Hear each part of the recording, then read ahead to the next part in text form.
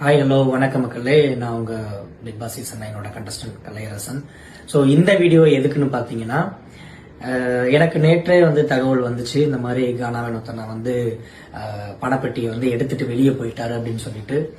So அது இருக்கக்கூடாது அப்படின்னு, அந்த மாதிரி இருக்கக்கூடாதுன்னு நானும் கடவுள்கிட்ட ப்ரேயர் பண்ணிட்டு தான் இருந்தேன்.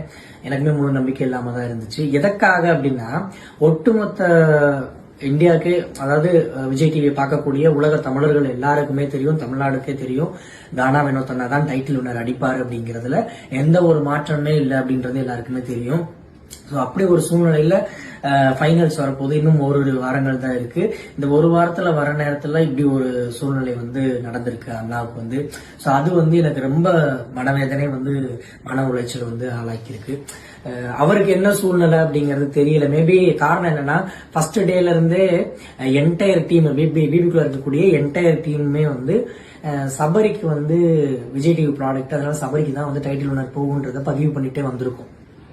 ஸோ அதனால அவர் ஒருவேளை போய் அதுவும் கிடைக்காம போயிருமோ அப்படின்னு நினைச்சு இந்த படப்பெட்டி எடுத்தாரா அப்படின்னு தெரியல. ஆனா இந்த ஷோவோட பிக் பாஸ் சீசன் 9 உண்மையான ரியல் ஹீரோ, உண்மையான கதாநாயகன், உண்மையான ஒரு டைட்டில் வின்னர் அப்படின்னா அது நம்மளுடைய சென்னையை சேர்ந்த கானா வினோத் அண்ணா அவர்கள் தான்.